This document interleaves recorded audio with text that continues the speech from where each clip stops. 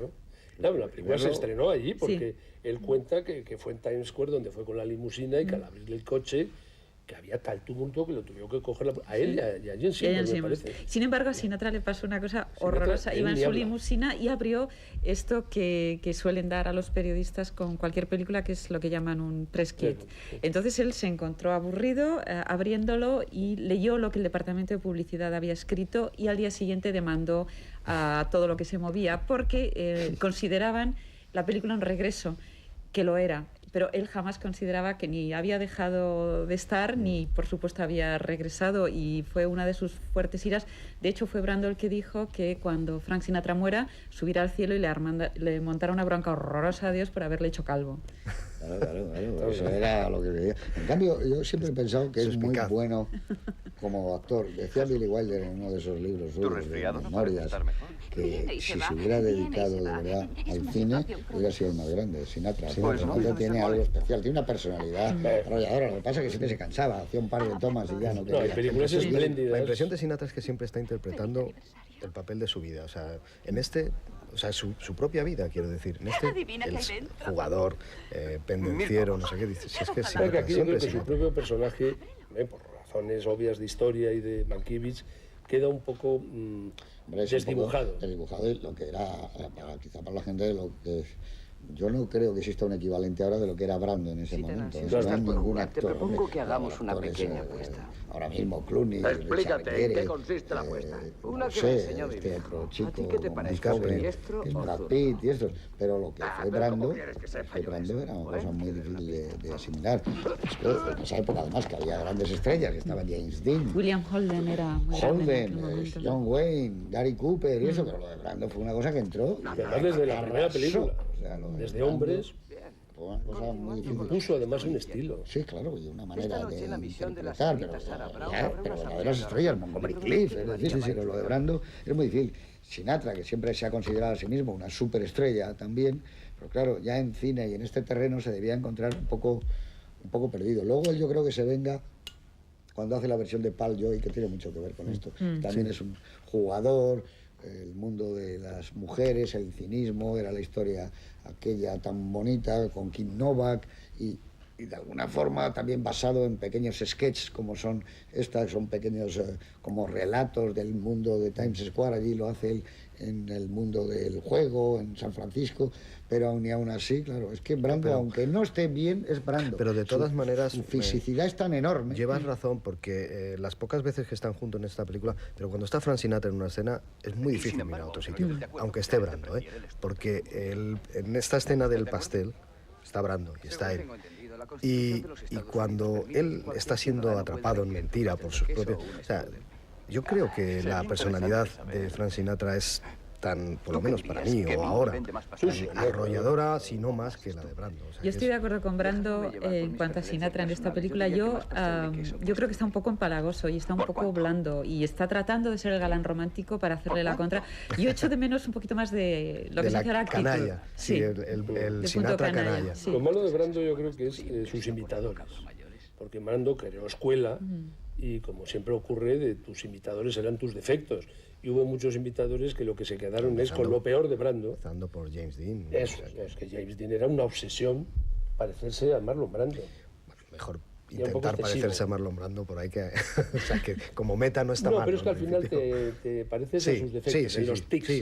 Y no te pareces en lo que es hasta incluso Marilyn Monroe inimitable. Los años a este musical. ¿Perdón? ¿Cómo le han tratado los años a este musical? Nunca aparece entre los grandes musicales que ha hecho pues es injusto, el cine. Porque... Y yo creo que al contrario va ganando con el tiempo. Es un musical como muy natural, espontáneo, como muy fresco.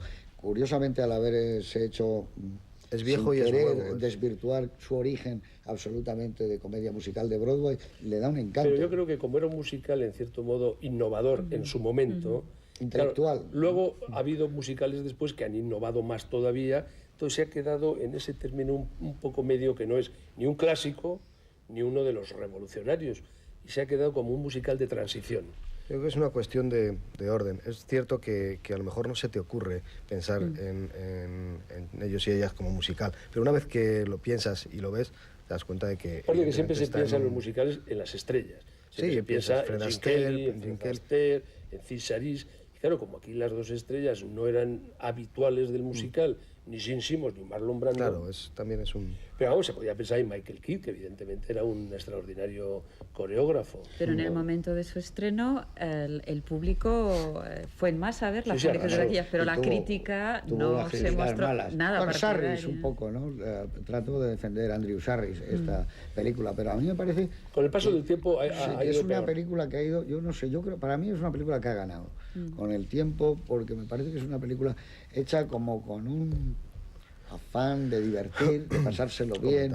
Mankiewicz no había hecho un musical, pero dijo, hombre, con un gran respeto al musical, pero voy a tratar de poner también parte de mi... Porque además es algo que tú has dicho, es decir, el tiempo no la perjudica, no le perjudica estéticamente, no hay una estética... No, la beneficia en un sentido, el tiempo te hace verla con una perspectiva distinta. Bueno, arranca y se ve esas chicas paseando por la acera de Dorado. Y el vestuario, y los colores, y nada. Irene Sharaff, esas chicas que salen al principio, parecen ahora mismo, estaban en Times Square este verano, pero vestidos con esos pantalones Pero ceñidos. eso es algo que en su momento a lo mejor no se valoró tanto.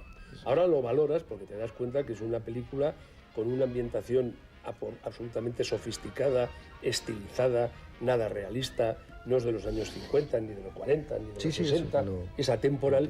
Yo creo que eso, en el momento que se hizo la película, no se veía bien porque faltaba perspectiva. Entonces, yo creo que no se entendía muy bien como una película rodada en los 50, de los 50, tenía esos trajes, Evidentemente tiene el marchamo de la personalidad de Mankiewicz. No es un musical como los de los años 30, de la calle 42, etcétera. No tiene nada que ver con los de Donen, con los de Minelli. No es teatro filmado. No es teatro filmado. No. Luego Bob Fosse haría también otra cosa distinta. Ha quedado como una cosa es una islita dentro de... y única de un señor que, pues, como si hubiera hecho un musical probablemente. Iba a decir yo Billy Wilder, pero no, porque Irma la Dulce, aunque es un musical...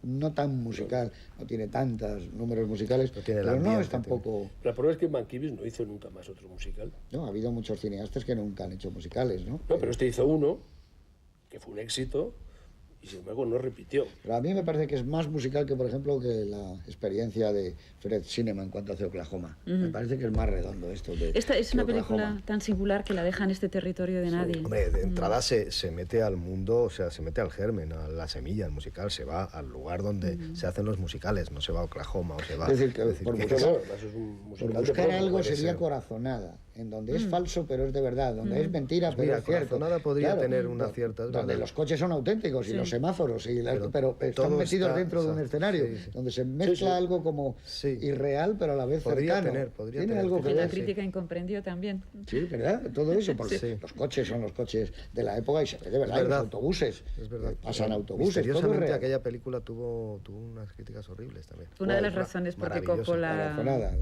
Una del corazón, One from the Heart. Una película preciosa. Preciosa.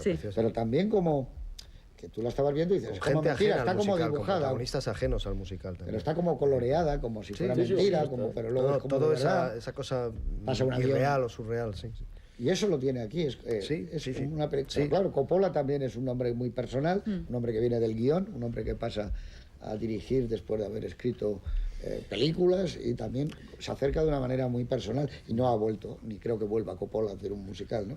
Después de esa experiencia. Hombre, sí, después de lo de Corazonada. Sí, pero tampoco Mankiewicz, ¿no? En los planos generales de Times Square se ve perfectamente al fondo un forillo, pero descaradamente, y sin embargo en primer término, coches, y sin embargo la parte de atrás nadie ha intentado aparentar una profundidad, es un forillo, porque lo que no quiere renunciar es su origen teatral. Es como una estupenda puesta en escena de teatro que no se puede hacer en el teatro y sí se puede hacer en cine. Donde pueden entrar los autobuses, donde pues están los guardias de la circulación, donde está todo el mundo. Es precioso, los decorados, las entradas de los cines, el Roxy, ese sí, exactamente como estaba, con la taquillera delante, eso está reproducido, pero con esa especie de impresionismo donde tú ves un cuadro y que tiene dos, no es caricatura, sino lo que tiene dos trazos que hacen que ya no sea exactamente... Tampoco está mal verdad, ¿no? El decorado de La Habana. No, eso es maravilloso. En un estudio que ha publicado la editorial Cátedra sobre Mankiewicz hay también un análisis profundo en que las relaciones entre Nathan Detroit y su prometida Adelaida y la sargento Brown y Sky, de ellos se sirve Mankiewicz para representar la dualidad teatro-cine, diciendo que esa relación de 14 años es como una representación teatral y el flechazo entre los otros dos protagonistas representa la inmediatez del cine. Hombre, pues tienes... Es una lectura. 14 años de obra teatral no está mal. Sí, lo que pasa que